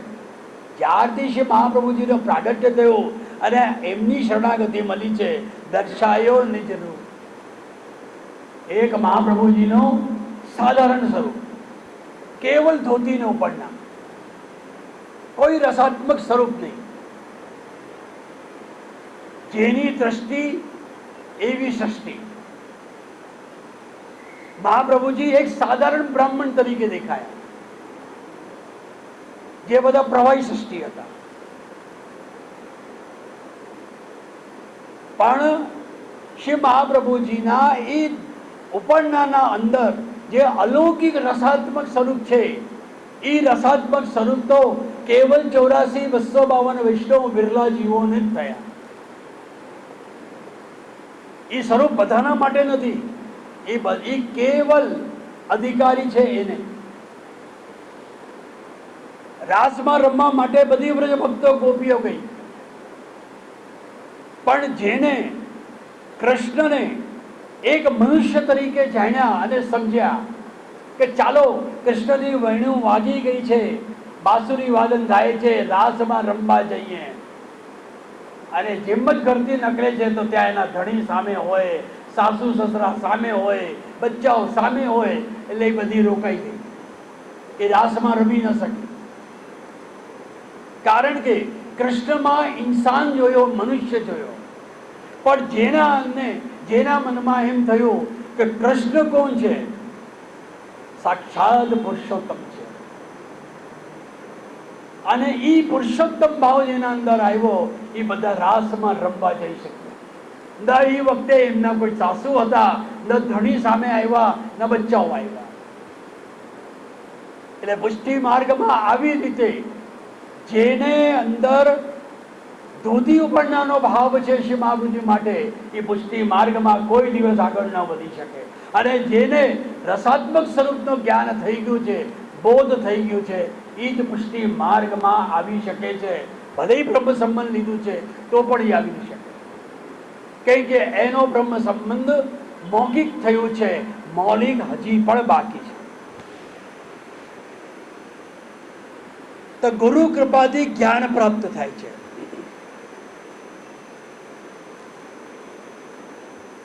ગમે તેટલો જીવ પોતાનો પુરુષાર્થ કરે કે હું જ્ઞાન મેળવી લઉં, પણ જ્ઞાન પ્રાપ્ત નથી થતું.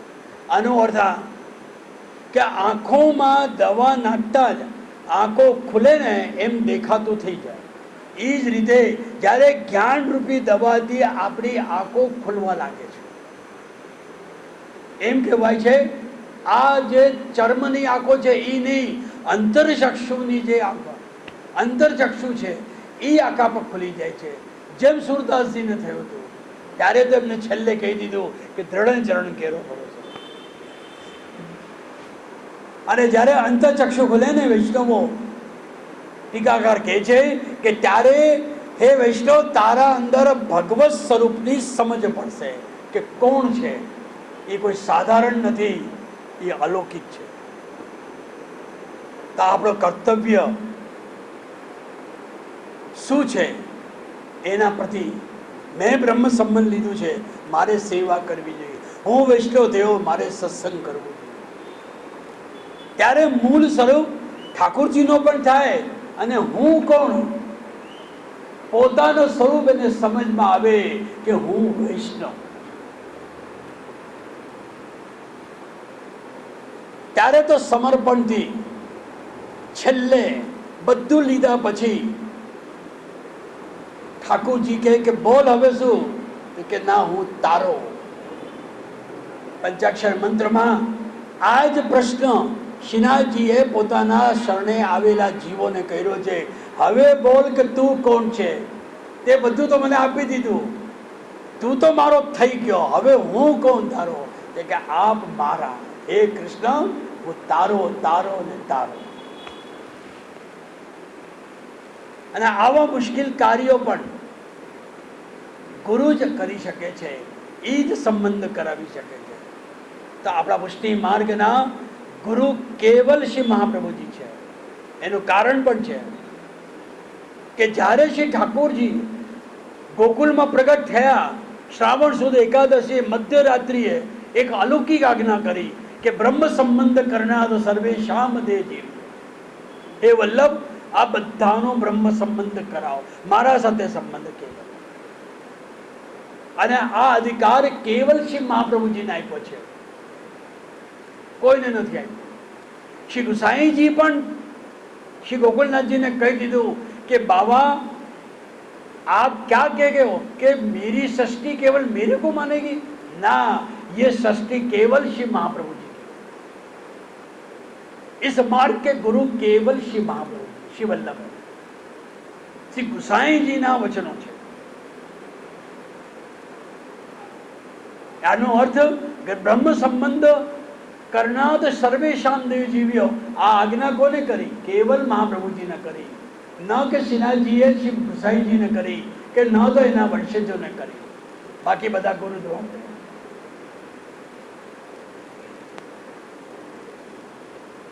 पुष्टि जीवों को संबंध कराओ.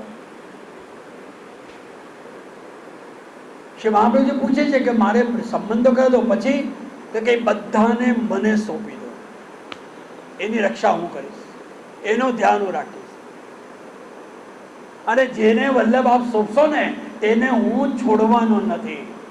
એ ચાહે બગડેલો હોય કે સારો હોય કે પતિત થઈ જાય કે મહાપતિત પાવન થઈ જાય, તો પણ પતિત જીવોનો પણ હું સ્વીકાર કરીને ચાલીશ, હું એને છોડવાનો નથી. આપણે ત્યાં તો વાત ઉપર ડિવોર્સ થઈ જાય. શ્રીનાથજી કહે છે મારે કોઈને ડિવોર્સ નથી દેવું, તું બગડેલો છે ને મારા પાસે રહે. અને શ્રી ગુસાઈજીનો સ્વભાવ જે બગડેલા હોય ને એને જ પકડે, જે સારા હોય ને એને પકડે જ નહીં, છોડી જ દે. એ કે આ તો સારો છે. બગડેલાને કેવી રીતે સુધારવાનું એ વિચારે. રામાનંદ પંડિતે કહી દીધું જલ્દી દેવી આ બધા છાણને સંતાડી દે, આ મહાપ્રભુજીના વૈષ્ણવ બધા આવશે તો આપણા બધા છાણોને વાપરી દેશે. એમ શ્રી મહાપ્રભુજીનો ત્યાગ કરી દીધું. બહુ દુઃખ થયું. પણ શ્રીનાથજીને પાસે રામાનંદ પંડિત ગયા ત્યારે જલેબી રોગાવી. તે જલેબીના ટુકડા બધી જગ્યા પડ્યા હતા. તો મહાપ્રભુજી કહે કે મહારાજ આ જલેબી કોને રોગાવી છે? તો કે તુમારે સેવકને રોગાવી. તો કે કોણ? તો કે રામાનંદ પંડિત. અરે मैंने तो आपको त्याग कर दिया. હે વલ્લભ, આપે ત્યાગ કર્યો છે, મેં ત્યાગ નથી કર્યો. એ બગડેલો આપના માટે છે, મારા માટે નથી. એ તો મને તો બહુ પ્રેમ કરે છે, વાલ કરે છે. આપ પણ એનો સ્વીકાર કરો. અને તે જ સમયે રામાનંદ પંડિતનો પણ સ્વીકાર શ્રી મહાપ્રભુજી કરી દીધો, અપરાધોને ક્ષમા કરી દીધા. અને ત્યારથી શ્રી મહાપ્રભુજીએ બ્રહ્મ સંબંધ દેવાનો પ્રારંભ કર્યો, જે આજ સુધી ચાલુ આવ્યો. અને આ પરંપરા ચાલુ રહે તેના માટે શ્રીનાથજીએ શ્રી મહાપ્રભુજીને આજ્ઞા કરી, હે વલ્લભ આપ લગ્ન કરો, હું નંદન તમે તાજ. સ્વયં શ્રીનાથજીની ઈચ્છા હતી કે આ મારા સંપ્રદાયના ગુરુ કેવલ શ્રી મહાપ્રભુજી બને. અને આ ગુરુની વંશ પરંપરામાં જ, ગુરુની પરંપરામાં લગ્ન કરો અને આપના વંશજો આગળ આ પુષ્ટિ માર્ગને લઈ જાય, ન કે ઇતર લોકો, અન્ય લોકો લઈ જાય. ત્યારે તો શ્રી ગુસાઈજીએ સર્વોત્તમ સ્તોત્રમાં સમજાવ્યું કે સ્વવંશે સ્થાપિત અશેષમાં, સ્વવંશે સ્થાપિતા શેષ. કે શ્રી વલ્લભે પોતાનો અશેષ મહાત્મા જે છે ને તે પોતાના વંશજમાં પધરાવ્યા. એટલે અશેષ મહાત્મા એક ભાવ આ છે કે શ્રી ગુસાઈજીમાં પધરાવ્યું, અને શેષ મહાત્મા આપના વંશજો એટલે શ્રી ગુસાઈજીના 7 બાળકો એના વંશમાં પધરાવ્યા. અને સાથે સાથે વૈષ્ણવને પણ એટલી જ સમાનતા આપી કે મારા 84,252 વૈષ્ણવમાં પણ શ્રી મહાપ્રભુજીનો શેષ મહાત્મા બિરાજે. વિચાર કરો કે વૈષ્ણવને ક્યાં બેસાડ્યા છે મહાપ્રભુજીએ, શ્રી ગુસાઈજીએ. પોતાના બાળકોને વૈષ્ણવના વચ્ચે કોઈ ભેદ નથી રાખ્યો. એના માટે કંઠીનો દેવાનો અધિકાર ભગવદીઓને પણ આપ્યું છે પુષ્ટિ માર્ગમાં. કોઈ સેવા કરનાર ન હોય તો અષ્ટાક્ષર મંત્રને સ્મરણ કરાવીને આપણે એને સેવામાં લાવી શકીએ. બ્રહ્મ સંબંધી તો કરવાનું જ છે, પરંતુ ઠાકોરજીના સુખ માટે આપણે એને કંઠી દેવડાવીને પોતે જ કંઠી આપીને એને સેવામાં લઈ શકીએ. એના માટે શ્રી હરિરાયજી આજ્ઞા કરે છે કે સબહી વલ્લભ રૂપ યહી તેહી તેહી યહી યામે કછું ન સંદેહ. આપણે કોઈ દિવસ ભેદ નહીં કરવાનો કે આપણા જે વંશજ છે એ એક જ રૂપ છે, અને આ જ ભાવથી આપણે એમને સેવીએ છીએ. વલ્લભના બાલક પધારે ત્યારે શું કરીએ? ભલે આપણે બ્રહ્મ સંબંધ નથી લીધું, છતાં એને દંડવત તરત જ થઈ જાય. હું તો અમેરિકા અને બધી જગ્યાએ જાઉં છું, મને તો ઘણા બધા જૈન સંપ્રદાયના પણ મળે છે કે ત્યાં જૈન દેરાસર અને આપણી હવેલી બધી બાજુમાં હોય છે. મારા વચરામતમાં આવે છે, લોકો પગે લાગે, દંડવત કરે, બધું કરે. એના અંદર પણ આવો જ ભાવ છે કે આ બધા વલ્લભના સ્વરૂપ છે.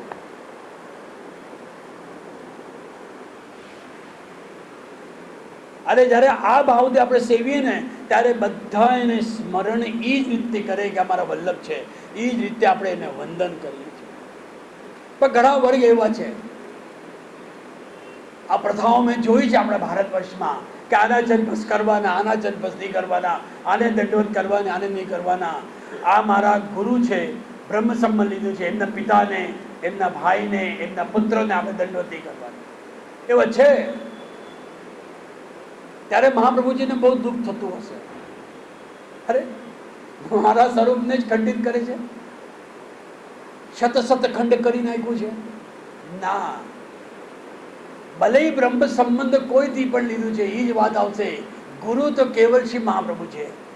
આપણા દિલભરમાં, આપણા નેત્રરૂપી ફ્રેમમાં કેવલ એક જ ચિત્રણ હોવું જોઈએ, એક જ સ્વરૂપ હોવું જોઈએ. જગતગુરુ શ્રીમદ વલ્લભાચાર્ય, મારા વલ્લભ. કોઈ દિવસ ભેદભાવ નહીં કરવાનો. અને શ્રી ગોકુલનાથજીને તો વચન છે કે ગોકુલનાથજીએ કહી દીધું કે જો કેવલ મેરે કો માનેગો વો સૃષ્ટિ સે બહિર્મુખ હો જાયગા. આપના જ વચન છે, આપ વલ્લભનો સ્વરૂપ છે. તો બધા વલ્લભ કુલ ગુરુના સ્થાને છે, પરંતુ જેમના દ્વારા આપણી દીક્ષા થઈ છે એના માટે એક વિશેષ આસક્તિ આપણા મનમાં તો જાગે, સ્વાભાવિક છે. કારણ કે મને પુષ્ટિ માર્ગમાં પ્રવેશ આ વલ્લભ કુલથી મને થયું છે, એટલે એના માટે સ્વાભાવિક છે કે આપણે એના પ્રતિ વધારે વિશેષ આદર થાય. ગમે તે હોય, હું આમના દંડવત કરવા જાઉં. આ વર્ષે હું લખનઉ નથી જવાનો પવિત્રા ઉપર, છતાં રોજ ફોન આવે છે, બધાના મેસેજ આવે છે, જય પવિત્રા પે પધાર રહ્યો ને, જય પવિત્રા પધાર રહ્યો ને. કારણ બધાને ખબર છે. તો એક વિશેષ આસક્તિ રહે છે.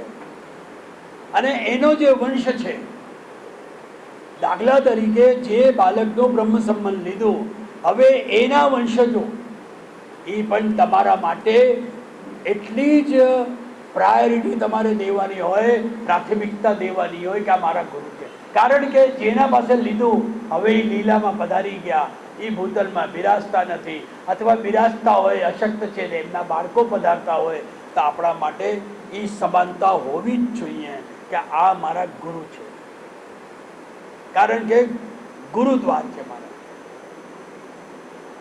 એમના પિતાનું લીધું, જે આસક્તિ એમના છે એ જ આસક્તિ. 20 થવો જોઈએ ભાવ, 19 થવો જોઈએ. એટલો જ આદર એમના પુત્રોને થવો જોઈએ, એના વંશજોને થવો જોઈએ. ગુરુ પુત્રી હોય એને પણ એટલો જ આદર હોવો જોઈએ કે આ મારા ગુરુની દીકરી છે, એટલે મારી ગુરુ બેટી છે, એવો જ ભાવ. કારણ કે એ એનો ગુરુ ઘર કહેલાય છે. તો એ ગુરુ રૂપે આપણે એને વંદન કરીએ, એનું સ્મરણ કરીએ અને આપણે ગુરુ ભેટ પણ મોકલતા હોઈએ છીએ. એમ નહીં કે એ લીલામાં પધારી ગયા હવે ભેટ મોકલવાનું નહીં, કોને મોકલવાનું ના, એના જે વંશજો છે એને આપણે ગુરુ ભેટ મોકલીએ. શ્રી પુરુષોત્તમજી ટીકામાં લખે છે કે પુષ્ટિ માર્ગમાં ગુરુ તો કેવલ શ્રી મહાપ્રભુજી છે. જો એના વંશજ ન હોય તો આપણે શ્રી મહાપ્રભુજીને ત્યાં ભેટ મોકલાવી દઈએ, કાં તો એમનો જે મંદિર છે જ્યાં એમની ગુરુ ભેટ છે ત્યાં આપણે મોકલી દઈએ કે બેટીજીને મોકલી. તો આ બધા વંશજ બધા ગુરુદ્વાર છે. હોઈ શકે કે ગુરુદ્વાર અલગ અલગ થઈ શકે આપણા ઘરમાં પણ જ્યાં જ્યાં એનો બ્રહ્મ સંબંધ છે ત્યાં ત્યાં એ પ્રકારે આપણે વર્તવું જોઈએ. આ બધા દ્વારોથી જ ટીકાકાર એમ કહે છે કે વાલા વૈષ્ણવો, આ બધા દ્વારથી જ આપણે શ્રી મહાપ્રભુ સાથે પહોંચીએ અને શ્રી ઠાકોરજી સુધી આપણે પહોંચી શકીએ. એના જ માટે અહીંયા પુરુષોત્તમજીએ આ બધા બાળકોને ગુરુદ્વાર કહ્યા છે. કોણ કોણ?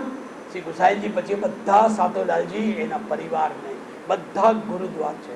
અને કેવલ શ્રી મહાપ્રભુજીને ગુરુ કહ્યા છે. જે સાચો વૈષ્ણવ હોય ને, જે સમજે છે, ગુરુ અને ગુરુદ્વારમાં કોઈ ભેદ નથી કરતો.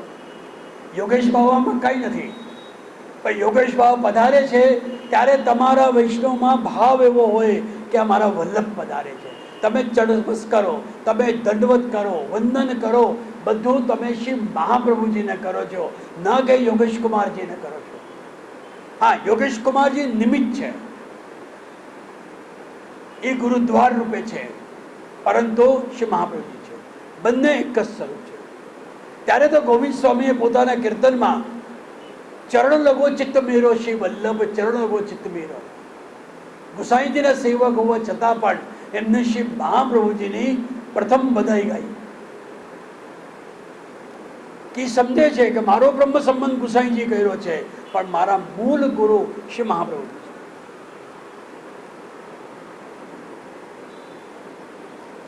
આવું કેમ થાય? આનું કારણ છે કે સમસ્ત બાળકોમાં સમજદાર વૈષ્ણવ હોય, સાચા વૈષ્ણવ હોય, જેને બોધ હોય ને, એને ખબર છે કે આ બધામાં શ્રી મહાપ્રભુજીનો અંશ બિરાજે છે. ઘણી વખત મનમાં થાય આ સેવામાં એટલા નિપુણ નથી, પણ કીર્તનમાં નિપુણ હોય. કોઈ કીર્તન નથી કરતો તો સેવામાં નિપુણ હોય. બધા બાળકોમાં કાંઈ ને કાંઈક એવી તત્વ હોય, વસ્તુ અલૌકિક હોય કે જેમાં એની મહાનતા ઝલકતી હોય છે. શ્રી મહાપ્રભુજી શ્રી ગુસાઈજીના અલગ અલગ જે કાર્યમાં અલગ અલગ કાર્યથી બાળકોના પ્રકાર છે. ઘણા બધા એવા હોય કે જેમને સેવામાં સમય નથી, પણ કીર્તનમાં એટલું બધું સમય આપે છે. ઠાકોરજીના શિંગારની સેવા, વસ્ત્રની સેવા, ઠાકોરજીની ઘણી બધી સેવાઓ છે. તો બધા વૈષ્ણવમાં સાચા વૈષ્ણવને શ્રી મહાપ્રભુજીના દર્શન બધા બાળકોમાં. અને આ જ ભાવથી આપણે સમસ્ત બાળકોને આપણે દંડવત કરીએ છીએ, સ્મરણ કરીએ છીએ, વંદન કરીએ છીએ કે અમારા વલ્લભ છે. પધરામણી પણ કરે ને તો એમ કરે કે ભાઈ કડકાભિષેક હું મારા ઘરમાં કરું છું. તો બ્રહ્મ સંબંધ દીક્ષા દાતા શ્રી ગુરુદેવનું સ્મરણ જે છે, આપણે આ જ ભાવથી આપણે એનું વંદન કરવું જોઈએ. સમસ્ત વલ્લભકુલમાં ટીકાકાર કહે છે કે વૈષ્ણવો સમસ્ત વલ્લભકુલમાં વલ્લભ ભાવરૂપી એ દ્રઢ ભાવ આપણે રાખવાનું છે અને રાખવું જોઈએ.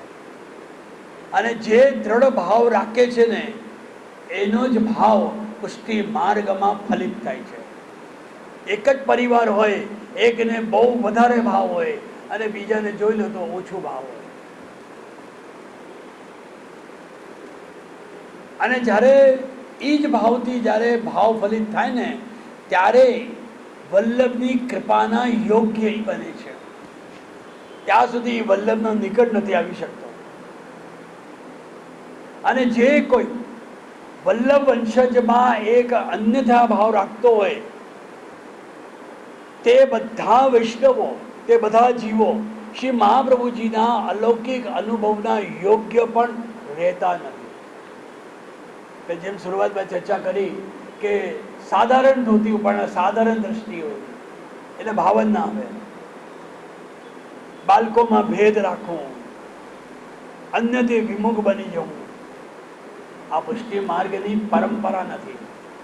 ટીકાકાર સમજાવે છે આ પંક્તિમાં, શ્લોકમાં કે સમસ્ત વલ્લભકુલના બાળકોને સન્માનિત કરવાનું એટલે સન્માન કરવાનું, આદર કરવાનું અને બધામાં સમભાવના રાખવાની. પછી હરિરાયજીની એ જ વાત આવે, કોઈ કો છોટો ને બડો નહીં સમજવાનો. કોઈ પણ વલ્લભકુલ છે એને નાનો ને મોટો આપણે સમજવાનું નહીં, બધા સરખા છે, બધામાં સામર્થ્ય છે. તો વૈષ્ણવનું કર્તવ્ય છે, આ પંક્તિ દ્વારા આપણે છેલ્લે સમજીએ કે વૈષ્ણવનું કર્તવ્ય છે કે બ્રહ્મ સંબંધાતા અને ગુરુનું સ્મરણ સતત હોવું જોઈએ. કારણ કે દીક્ષા આપીને આપણને એક નવો જીવન આપ્યો છે. કહેવાય છે ને કે બ્રહ્મ સંબંધ પછી આપણો નવો જન્મ થાય છે, એટલે નવો જન્મ આપ્યો છે. અને સાથે સાથે એક મનુષ્યમાંથી આપણને વૈષ્ણવ બનાવ્યા છે. કારણ કે બ્રહ્મ સંબંધ લેવાના પહેલા આપણે મનુષ્ય બનીએ, સંસારી એક માનવ બનીએ અને માનવથી પછી વૈષ્ણવ બનીએ. સીધા આપણે વૈષ્ણવ ન બની શકીએ. વૈષ્ણવ બનતા પહેલા મનુષ્ય બનવું પડે. મનુષ્ય બને, બ્રહ્મ સંબંધ લે ત્યારે માનવ મહામાનવ બને. તો વૈષ્ણવ બનાવીને આપણો સર્વનો હાથ શ્રી મહાપ્રભુજીએ ઠાકોરજીને સોંપ્યો. ઠાકોરજીને શું સોંપ્યું કે બ્રહ્મ સંબંધ પછી આપણને સેવા પધરાવી દીધી. એના માટે આપણે ત્યાં મંદિરની પ્રથા નથી. શ્રી મહાપ્રભુજીની ઈચ્છા હતી કે ઘરે ઘરે મંદિર બને. ઠાકોરજીને વિનંતી કરી કે પ્રભુ આપ ઘરે ઘરે બિરાજો, અને ઘરે પધરાવ્યા. અને પોતાનો સર્વસ્વ જે છે એ પધરાવ્યો. પોતાનો સર્વસ્વ હોય ને કોઈ દિવસ કોઈ ના આપે, પણ મહાપ્રભુજીમાં એટલી ઉદારતા છે કે એને પોતાનો સર્વસ્વ શિલાજી બાવા એક સ્વરૂપથી તો પધરાવી દીધું મંદિરમાં, અને બીજા સ્વરૂપથી પોતાના સાથે લઈ ગયા. અને જે આપણા શરણે આવ્યા એ બધાના ઘરે ઘરે પધરાવ્યા. નહીં તો ભગવાનને મળવા માટે, પ્રાપ્ત કરવા માટે કેટલું બધું તપ કરવું પડે, જપ કરવું પડે, એટલી પાત્રતા બનાવવી પડે. પણ તમારામાં પાત્રતા ભલે હોય કે ના હોય, પરંતુ બ્રહ્મ સંબંધ પછી આપણી પાત્રતા આવી જાય અને આપણે ઠાકોરજીને સેવા લાયક આપણે બની જઈએ અને સેવા આપણે પધરાવીએ. એટલે ઠાકોરજીની સેવા પધરાવી દઈએ એટલે સર્વસ્વ શ્રી ઠાકોરજી આપણને સોંપી દીધા. સેવા કેમ કરવી તે શીખડાયું. જેમ દામોદાસ સંબરવાલાએ પ્રશ્ન કર્યો કે મહારાજ મારે શું કરવાનું હવે, તો કે ઉત્તમ વસ્તુના ભોગતા છે ઠાકોરજી, તેને તું ભોગ ધરજે. એટલે ઠાકોરજીને ઉત્તમ વસ્તુ ધરવાની. એટલે સેવા શીખડાવી, સેવાની આજ્ઞા આપી. આપણને સૌને એક અધિકાર આપ્યો. અધિકાર કેવો આપ્યો કે સેવા કૃતિર ગુરુ આજ્ઞા, ગુરુની આજ્ઞાથી સેવા કરવાની. જે ભગવત ઈચ્છા થાય તે પ્રમાણે આપણે સેવા કરવાની. ઘણી વખત આપણે પોતાના મનથી કરતા હોઈએ, ના, શબ્દ અહીંયા રાખ્યો છે કે સેવા કૃતિર ગુરુ આજ્ઞા. જે સેવામાં પ્રવૃત્ત થવું હોય તો ગુરુની આજ્ઞા શેના માટે લેવાની? એના માટે સેવા આપણને ખબર નથી પડતી ત્યારે ઠાકોરજી ગુરુને બતાવે કે આ મારી સેવા કેવી રીતે કરે છે. ત્યારે ગુરુ કહે છે કે તારે આ રીતે સેવા કરવાની. ત્યારે અધિકાર પ્રમાણે આપણે સેવા કરવા જઈએ છીએ. ગુરુ કહી દે કે તારે મિશ્રી ભોગની સેવા કરવી છે, તારે સેવા નથી કરવી, તારે કેવલ કથા કરવી છે, કારણ કે આપણો અધિકાર નથી. ઠાકોરજીને નથી પધારવું હમણાં. જ્યારે ઠાકોરજીને પધારવું હશે ત્યારે આપોઆપ આજ્ઞા થશે. એટલે આ રીતે આપણને સેવા કરતી ગુરુ આજ્ઞામાં આપે આ પહેલી આજ્ઞા નવરત્નમાં કરી કે આજ્ઞા સિવાય સેવા નહીં કરવાની, અથવા આપણને સેવામાં અપરાધ પડશે.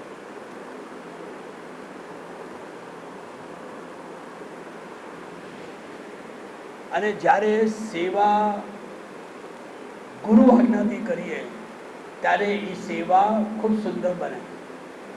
અને એ સુંદર સેવાથી ઠાકોરજી એટલા પ્રસન્ન થઈ જાય કે આપણને એ અનુભવ કરાવશે, આપણને એક અહેસાસ બંધાવશે. તો આવા ગુરુદેવ દ્વારા આપણો બ્રહ્મ સંબંધ કરાયો છે, બ્રહ્મ સંબંધ થયો છે. એવા ગુરુદેવને આપણે વારંવાર પ્રણામ કરીએ. અને દરેક વૈષ્ણવનું પરમ કર્તવ્ય છે કે ગુરુની આજ્ઞા વગર આપણે એક ડગલો આપણે ન કરાય. એક વલ્લભ ચરિત્રમાં વાર્તા આવે છે. એક વખત શ્રી મહાપ્રભુજી વ્રજની યાત્રામાં પધાર્યા હતા. આ બરસાના ગહેરવન તરફ પધાર્યા. સાથે સાથે આપણા સેવકો પણ ઘણા બધા. એક ખૂબ વિચિત્ર ત્યાં દ્રશ્ય જોવાનું મળ્યું. એક મોટો અજગર મરેલો પડેલો, અને એ અજગર ઉપર હજારો કીડીઓ એને ખાતી હતી, ચોટી હતી. બધા સેવકોને આશ્ચર્ય થયું અને પ્રશ્ન કર્યો શ્રી મહાપ્રભુજીને કે મહારાજ, કે આનું રહસ્ય શું? આ આટલો મોટો અજગર આ ચેટી થી હારી ગયો અને બધી ચેટી એના પર ચડી ગઈ, ઘેરી લીધી. શ્રી મહાપ્રભુજી તો અંતર્યામી, ભૂત ભવિષ્ય બધું જાણે. આપે ત્યાં આજ્ઞા કરી કે જો સાંભળો, આ પૂર્વ જન્મમાં આ અજગર એક મહંત હતો અને વૃંદાવન ગામમાં રહેતો હતો.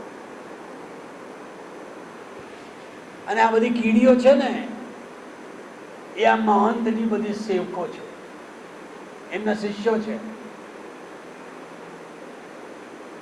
આ મહંતે મીઠું મીઠું બોલીને, શબ્દો બોલીને આ બધી ચીટીઓને, કીડીઓને ધોકો આપ્યો છે. બધાને એમની ઉદ્ધારની વાત કરી, એમને વિશ્વાસ કરાવ્યો, અને જેટલી પણ ધન સંપત્તિ આ શિષ્યોની હતી એ બધી સંપત્તિ પોતે પ્રાપ્ત કરી લીધી. હવે સંપત્તિ પ્રાપ્ત કર્યા પછી પણ આ બધી સંપત્તિ દ્વારા આ મહંતે જીવનમાં કેવલ ભોગ વિલાસ જ કર્યો છે, અને ભોગ વિલાસ વાળો જ જીવન બનાવ્યો છે. આનો અર્થ કે લૌકિક ભોગમય પડ્યો. તેનાથી સેવકોનો ઉદ્ધાર થયો નહીં. અને આ મહંતે કોઈ ધર્મનો કાર્ય પણ નથી કર્યું. આ દ્રવ્યથી પરિણામ મહંતની મૃત્યુ થઈ અને એનો આગલો જન્મ અજગર બન્યો.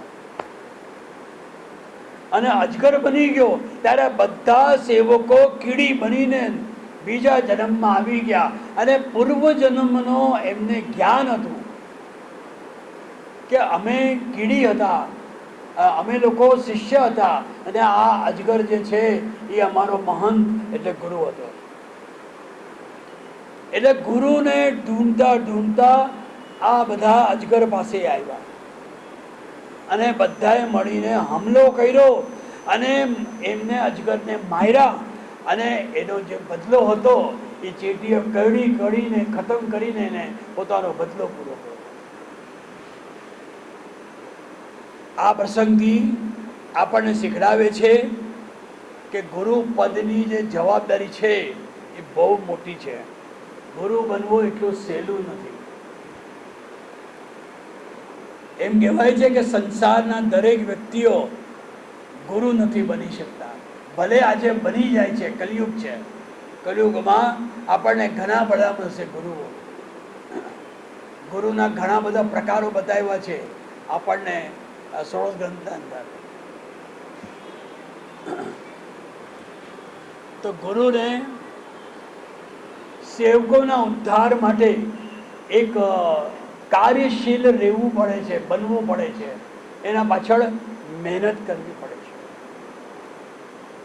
સુરતની અંદર એક વાર્તા આવે છે ગુસાઈજીની કે એક છત્રાણી બહુ સુંદર હતી, ગુસાઈજીની સેવક હતી. પછી એના ઉપર એક હાકીમને નજર પડી. એને વિચાર કર્યો કે આને હું મારી બેગમ બનાવું. એટલે એક વેશ્યાને સાથે એને નિકાહ કર્યું અને પેલી છત્રાણીનું નામ, શેઠાણીનું નામ એમાં મુકાયું. ઘૂંઘટમાં હતી એટલે કોઈ એને ઓળખે નહીં અને વેશ્યા સાથે એને નિકાહ બતાવીને એ શેઠાણીને તેડવા માટે આવ્યો એ હાકીમ કે ચાલ તો હવે મારી સાથે તું મારી પત્ની છે. એને ના પાડી તો કે જો તારા સાથે મેં નિકાહ કર્યો છે, બધું પુરાવો આપ્યો, જબરદસ્તી લઈ ગયો. એ શેઠ શરણે ગયો શ્રી ગુસાઈજી પાસે. ગુસાઈજીને ખબર પડી અને શ્રી ગુસાઈજી આજ્ઞા કરી અકબર બાદશાહને કે તારા રાજમાં ન્યાય નથી. અને પછી શ્રી ગુસાઈજીએ 2 પાંજરા તૈયાર કરાવ્યા. અકબર બાદશાહ કીધું કે આપ ન્યાય કરો, શ્રી ગુસાઈજીને વિનંતી કરી અને શ્રી ગુસાઈજીએ ન્યાય કર્યો અને પછી એને કબૂલ કર્યું કે હા મેં આવી રીતે વેશ્યાને રાખીને નિકાહ કર્યો હતો, આ છત્રાણી સાથે નથી કર્યો, અને છત્રાણીને છોડાવી. એટલે આનો અર્થ થયો કે ગુરુ પોતાના સેવકોના ઉદ્ધાર માટે સતત કાર્યશીલ હોય છે, બનવું જ પડે એમને, અને એ ગુરુ ઉદ્ધારની ભાવના રાખે. તો આવી રીતે શ્રી મહાપ્રભુજી ગુરુના 3 લક્ષણ બતાવે છે અને સાથે સાથે સેવકોના પણ 2 લક્ષણ બતાવ્યા. પહેલું લક્ષણ આ છે કે સેવકોમાં જિજ્ઞાસા હોવી જોઈએ. શિષ્ય બનતા પહેલા, દીક્ષા લેતા પહેલા, સમર્પણ પહેલા આપણા સેવક તરીકે આપણા અંદર જિજ્ઞાસા હોવી જોઈએ કે હું આ મારા ગુરુદેવનો શિષ્ય બનવું કે ન બનવું, કે હું શિષ્ય બનવા લાયક છું કે નહીં. એટલે જિજ્ઞાસા પહેલી તો હોવી જોઈએ. એમ નહીં કે છીસ સ્વામી જેવા કે ચાલો હું ગુરુની પરીક્ષા લઈશ. એ પરીક્ષા લેવાના ભાવનાથી છીસ સ્વામી આવ્યા શ્રી ગુસાઈજી પાસે. એટલે સેવક બનવા માટે જિજ્ઞાસા હોવી જોઈએ. બીજું છે કે ગુરુ પ્રત્યે આદર ભાવ હોવો જોઈએ. શંકાલુ સ્વભાવ ના હોય. ગુરુ પ્રત્યે આદર શ્રી ગુસાઈજી કરાયું. છીસ સ્વામી તો આવ્યા હતા શરણે, પરંતુ ગુસાઈજીની પરીક્ષા લેવા માટે આવ્યા હતા કે આ ગુસાઈજી સાચા છે કે નહીં. બોધો નારિયેલ ને ખોટો રૂપિયો લઈને આવ્યા હતા. પરંતુ શ્રી ગુસાઈજીએ 3 દિવસ જઈને પછી બ્રહ્મ સંબંધ આવ્યો. આજે તો બહુ સરળતાથી ફોન ઉપર જ નક્કી થઈ જાય છે બ્રહ્મ સંબંધનો. ફોન ઉપર પણ બ્રહ્મ સંબંધ થઈ જાય છે કે તમે તમારા ઠાકોરજીને આગળ ઊભા રહેજો અને તુલસી સમર્પણ કરી. એવું પણ બને છે. પણ જીત સ્વામીને તો 3 દિવસ લગાવ્યા. પહેલા દિવસે જીત સ્વામી નો 3 જન્મનો પહેલો જન્મનો સંબંધ બતાવ્યો. બીજા દિવસે આ સંસારનો સંબંધ શ્રી ગુસાઈજી કરાવ્યો અને ત્યારે ત્રીજા દિવસે એનો બ્રહ્મ સંબંધ થયો. ત્યારે ભૈયવ ગિરધરસો પહેચાન. ત્યારે ગુસાઈજીએ પોતાના મૂળ સ્વરૂપના દર્શન કરાવ્યા. એ સખી છે એનો અનુભવ એને કરાવ્યો. એટલે ગુરુ પ્રતિનો આદર ભાવ 3 દિવસમાં જઈને એનો બ્રહ્મ સંબંધ થયો, શરણાગતિ થઈ. તો યોગ્ય માર્ગનો દર્શન કરાવીને, યોગ્ય ઉપદેશ આપીને અનેક જીવોને ભગવતગામી બનાવવું જોઈએ. આવી ભાવના આપણા ગુરુ શ્રી મહાપ્રભુજી શ્રી ગુસાઈજીમાં છે. તો ગુરુના ઉપદેશ અનુસાર સેવક પણ પોતા જીવનમાં કેવી રીતે એને જીવવું જોઈએ, એની જીવનશૈલી કેવી હોવી જોઈએ, એને કેટલું બધું પ્રયત્નશીલ બનવું જોઈએ, તે બધું આ ગુરુ સેવકના સંબંધની સાર્થકતા ઉપર થાય છે. તો આપણે આ શ્લોકમાં, ત્રીજા શ્લોક કોણે લખ્યું? શાસ્ત્રકારો લખ્યું. અને આમાં ગુરુ વંદના છે, જે આપણા દીક્ષા ગુરુ છે. તો આ વૈષ્ણવો આ કથાને, સત્સંગને સમાપન વખતે આપણે પાછા શ્લોક સાથે પૂરું કરીએ. અજ્ઞાન નિરાલસ્ય જ્ઞાનાંજલ શલાકયા ચક્ષુરુન્મિલિતં યેન તસ્મૈ શ્રી ગુરુવે નમઃ. તસ્મૈ શ્રી ગુરુવે. બોલો શ્રી બાલકૃષ્ણ, શ્રી ગિરિરાજ, શ્રી વલ્લભાઈ, શ્રી શ્યામ સુંદર, શ્રી અમને મહારાજ કી જય.